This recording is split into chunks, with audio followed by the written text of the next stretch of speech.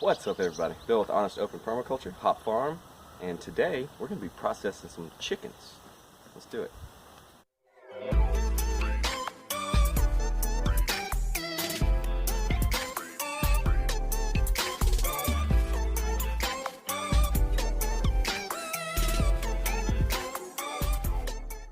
So let's go over real quick the utensils I'm going to use for this processing. First step is you need somewhere to, I guess, kill the bird. I don't know a better way to say that for you. So I got them hanging up here. Tie them up with a string, leave them upside down. A lot of people use killing cones. They like to use killing cones because it'll wrap the chicken up a little bit better, keeps it more from swinging around. After this step, we'll come over to the scalding station. So we got us a pot of water heating up to about 140, 150 degrees. Then they're going to go in the yard bird, the plucker. Now this yard, I've never used this before, so we'll see how it works. It says it should take about 30 seconds or so to do a bird. After we pluck it, we're going to come over here to the evisceration station, where you got your knife and something to take the head off with. I like to use these snips, work just well, just fine. And I got us a bucket of soapy clean water, a bucket to throw the guts and stuff in. And the last step is inside, we'll show you. It is having to put them in bags and food save them, right? Put them in food saver bags, then we'll put them in the freezer. Now these birds are all roosters we're going to be doing today. If you've watched some of my videos, I'm sure you've heard in the background the cornucopia of rooster crows. And these guys are really beating up the girls too. There's not enough girls compared to roosters, so they really start to beat them up. And they're not looking good right now, so I need to get rid of some roosters. Also, we eat these guys. We put them in the freezer. Great to stew with. A slow cooker. These guys are great to cook in. I'm not going to show you the actual killing process. I'll show you everything right up to it. I don't think YouTube really likes that kind of stuff. So we'll show you right up to the process, but we're not going to show you the actual deed. Okay, guys? So if you came here for that, you came to the wrong place. The first thing you want to do when you're doing this chicken is you want to find his jawline. You want to run your finger right against his jawline, and right above his jawline on each side is where his jugular is going to be running. And that's where you want to snip. Make sure you have a really sharp knife. I just sharpened this. I like this little knife. It's a little fillet knife that I got from Walmart. There's a few bucks. Works great for doing chickens. It's a small knife, and you can get in there well, work with it well. So this is the part that this is the hardest part. Emotionally, anyways. Physically, the hardest part is probably plucking it if you don't have a plucker.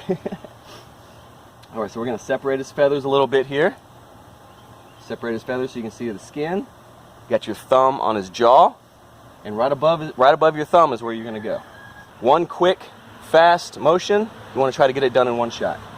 Alright, so we did the deed. Told the guy thank you before we did it. I always like to tell my animals thank you for giving the sacrifice to be able to feed us. So we'll give them a little shake, make sure there's no liveliness left in them, and then we'll take them down, take them to the scalder. What temperature are we at, babe? Looks like 160. We're going to give it just a few minutes before we put this guy in here. It's a little too hot. If you put your bird in the water when it's too hot, it's going to start cooking the skin a little bit. When it's time to pluck it, put it in your plucker or pluck it by hand. You'll be ripping the skin. And you'll actually start to cook it a little bit, so you don't want to actually start cooking your bird right now. We're going to put them in for about 20-30 seconds at a time. We don't want to keep them in there too long for the same reasons we don't want to start cooking them. So we'll put him in for 20-30 seconds, we'll pull him out. The best way to tell if he's ready or not is to pull on the tail feathers or pull on the wing feathers. If the tail or the wing feathers come out easily without having to tug real hard, then they're ready. Alright, so we're about in the 150 range, in between 150 and 160 right now. We're going to go with that. I'm going to take this out of here just in case. I don't want to drop it in that hot water. And it looks like I filled my water up a little too much, so we're going to get a little overflow here. Let that be a lesson for you guys, learn from me. Don't fill your pot up so much that it's going to overflow. I'm trying to use his legs to push him completely down in the water. It'd be good if you had a stick or something. I think my lovely assistant's going to find me one. to make sure this guy gets completely dunked down in the water. You want to move him around a little bit, make sure that hot water gets all underneath the feathers, all in between the feathers, up against the skin. So after you got him in there for 20-30 seconds or so, pull him out. And see all those feathers? I pulled those feathers. They came out really fast, really easy. So he is almost ready. I'm going to dunk him a little bit more so I can get his belly, because his belly wasn't quite in the water all the way. Dunk him a little bit more, move him around, make sure that hot water gets all up on his skin, all the way to the base of the skin, in between all the feathers. There's another way you can test, is with the foot. If the feet are in long enough, the skin should start just peeling right off. Now I haven't had the feet in very long. I've been using them as my utensils to dunk him up and down. So it's not going to be a great test on this one. What we're going to use is the feather test. Got them out, pull. See, these feathers come out pretty easy. There's a couple of them that are tough. And his tail feathers aren't quite as, are a little tough. So maybe about 10-15 more seconds as long as we're going to give this one. And we'll throw them in the plucker and go from there. See how well this plucker works. I'm also going to be doing a review on the plucker, so if you're watching this and you're interested in watching that review, stay tuned to that. We'll give him a couple more tests. One pull easy. No problem. Alright, here's our awesome little plucker. Alright, we got our water on. Alright, drop this guy in there.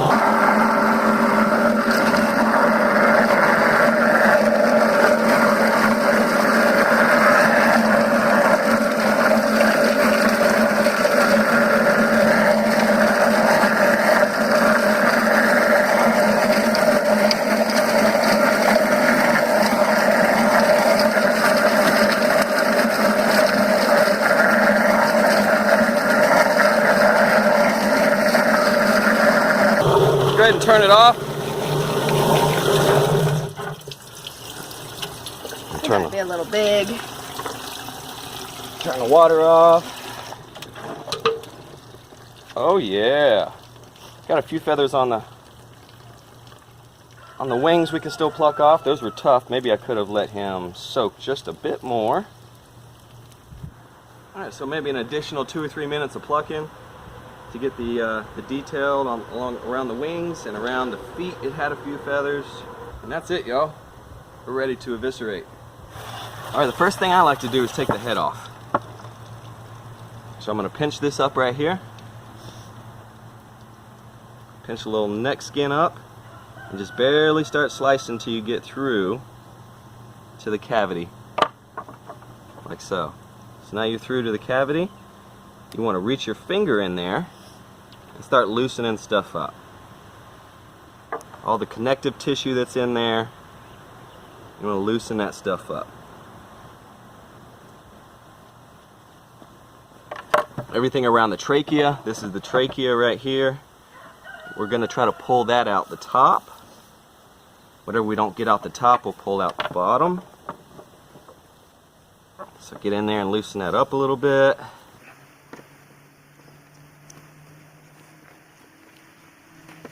Alright, now we're going to come right around the neck. Scoring right around the neck.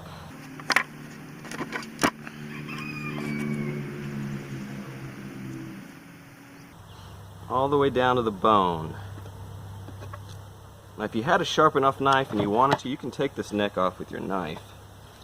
Just slight little cuts like I'm doing here. You can go through and do that. We're going to try to get this trachea out right here. So we're going to wrap it around our finger and see how much we can pull out. Well, I broke it, so we're going to have to pull it out the other side. No big deal. These guys haven't been fed, so their craw's not full. They're not full of feed. They didn't get fed last night and hadn't been fed today, whatever they've scavenged in their coop. So not worried about a whole bunch of food falling out into the cavity or everywhere. Alright, so we got the head off, got through the neck. If you want to keep this, make bone broth, anything, we don't. We'll throw it out. Hog feed. So we got the neck done, the top done. Now it's time to go to the business end, the back end here.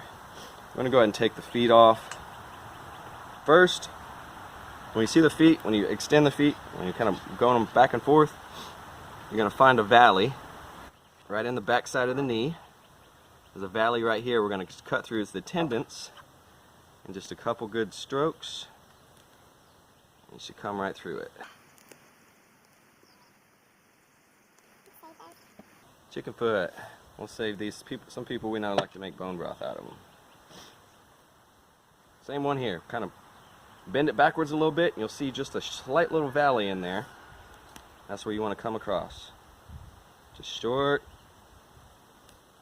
strokes. You don't need to push hard. Let the knife do the work for you. Now it's time to go in this end. Here, we'll do the same thing as we did on the neck. We'll pinch up a little bit and make a slit right under the breastbone there. Same thing, you want to keep just barely slit until you get to open up the cavity. Once you got the cavity opened up, stick your fingers in there. Same thing, we're tearing it apart just a little bit, loosening up connective tissue. Once you get a big enough hole to stick your hand in, I'm going to open them up a little bit. You want to stick your hand in there and start rubbing it all around. You want to go all around the inside of it. There's this intestines all on the inside. We'll pull them out and talk about what's in there in a little bit once I get them out. But you want to go all around and start pulling out connective tissue and disconnect all these organs from its body. Now these are big chickens, so it's easier than most to get your hands into and start doing this.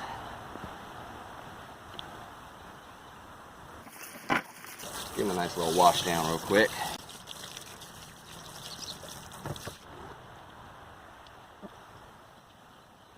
Right, we got everything loosened on the inside. Next step I like to do is I'll come around the back side. There's a little bone right here by its butt. You want to come around this little bone. We're going to cut around the back side of it here, around his tail, and around this other little bone, and then pull everything out at once. Its intestines, its butt. All right, so this part is where you want to be careful. You want to take your time on this end part. You don't want to puncture any intestines. So take your time, short little strokes. I'm going to come down and then around that bone that we talked about at the end. Let's disconnect this little fat pocket. There's usually a little fat pocket right on the inside, right around that bone. So you want to disconnect that fat pocket. And then come around that back end right there. And now we're going to come slicing it around the top. Come around his back. Around the tail. Short strokes.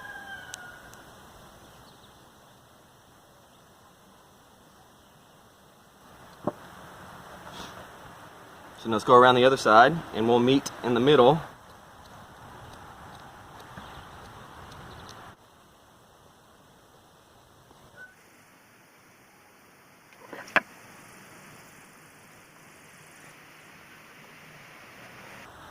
Now the hardest part to get through on this is the backbone that's on the back here. Just keep slicing around it. Just slow and steady wins the race here. You don't want to speed this up until you get really good at it. You don't want to puncture an intestine. It's not the end of the world if you puncture an intestine, as far as your meat's concerned that you're getting out of this. But if you puncture the bile sac, I'm pretty sure that's what it's called, then that will taint your meat, and you don't want to eat that. Alright, so we got through the backbone here. Everything back here is pretty much loosey-goosey. Got it all disconnected. Just a little bit of connective tissue still left. We'll pull that out as we pull out the rest of the stuff. So now we need to flip this guy back around. And this is where it gets yummy, guys. Got a little bit of connective tissue right here we need to take off.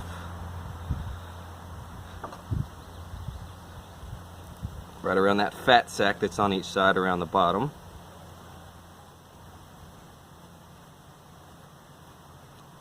Alright. So now it's all free, it's loose in there. Stick our hand in there, make sure everything's good and loose. And we're going to reach in as far as we can. And we're going to grab its gizzard. It's the really hard thing at the top.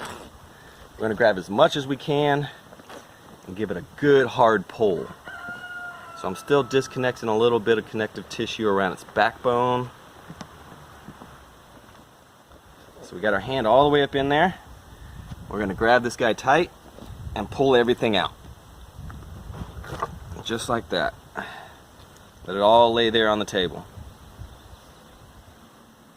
Now we're at the back end.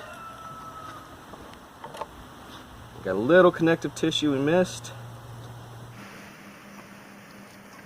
There we go, everything's out. We got a few more things inside that we're going to pull out, but I just wanted to show you real quick what's in the bird.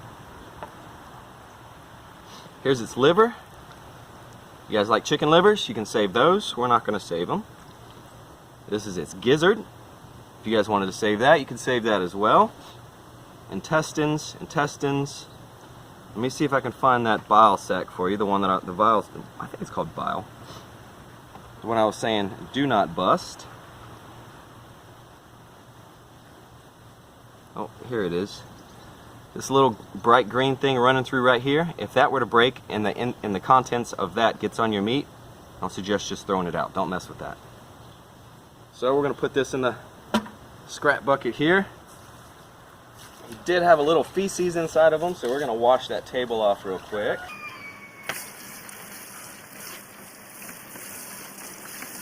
One reason I have my bucket of soapy water here. Nobody wants feces on their meat, right? Give it a nice little wipe down. You could also use vinegar. Instead of soapy water, you could use vinegar. I don't see a problem with using Dawn. They wash little baby ducks with it, right? They get covered in oil. So there's a few more things inside of this bird we need to take out. So with it being a male, a rooster, it's got its testicles in there. There's a testicle. There's another testicle. There's still, oh, there's the heart right there. I must have missed the heart earlier. Attached with a little bit of liver.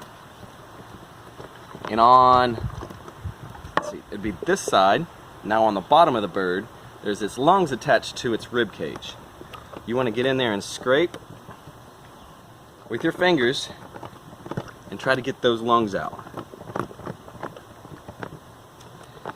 Now this one you're going to have to be a little bit rough with it. You're going to have to dig and claw at its rib cage to be able to get these lungs out of it.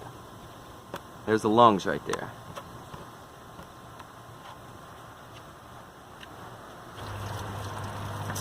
Wash them out a little bit.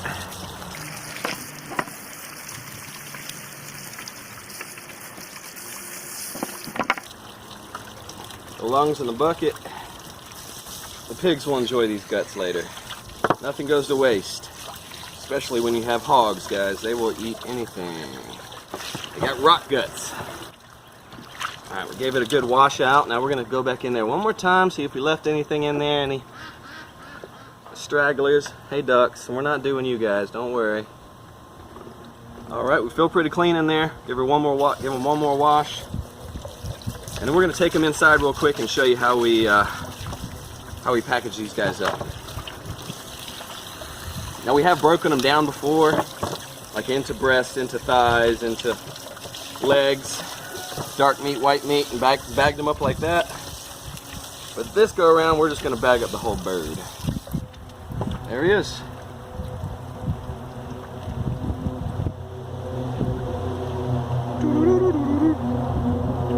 Now there's a pretty cool little way you can see if I left enough skin on it. You can cut a little slit in this skin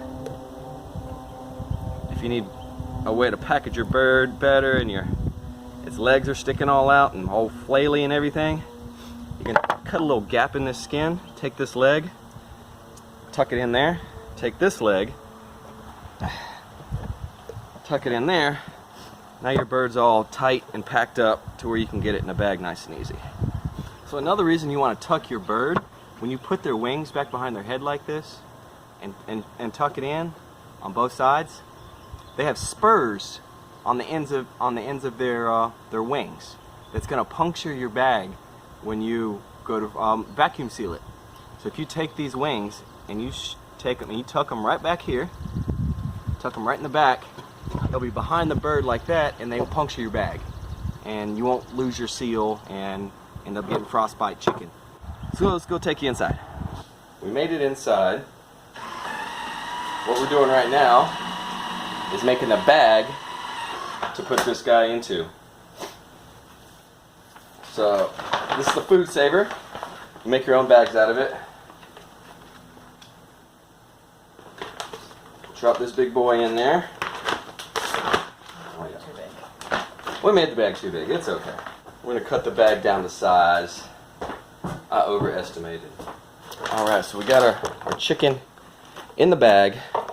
Now it's time to suck all the air out of the bag. It's what this device does. It sucks all the air out, so it gets it nice airtight.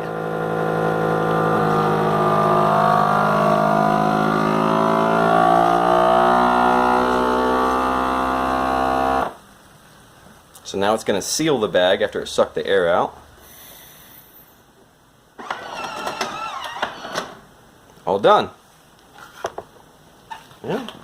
Now our chicken's ready to go in the freezer. We're at a date on it and it'll be good to go. So we are done. We did 6 birds, 6 roosters that were tearing up our hens. I'm out here by the pigs now. They're going to get them a snack, a pretty good meal. No waste goes on the homestead when you have hogs. Yeah, pig, pig, pig, pig, pig, pig. Yeah, pig, pig, pig, pig, pig, pig, pig. There's 2 more over there. I'm trying to get them over here. I got some treats for you. Yeah, pig, pig, pig, pig, pig, pig, pig. Come here. Come on. All right, let's dump this out. They're coming. These girls right here want some.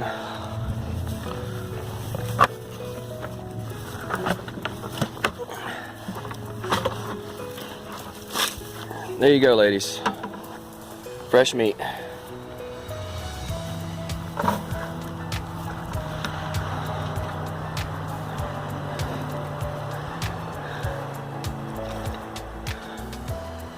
Nothing goes to waste with these guys.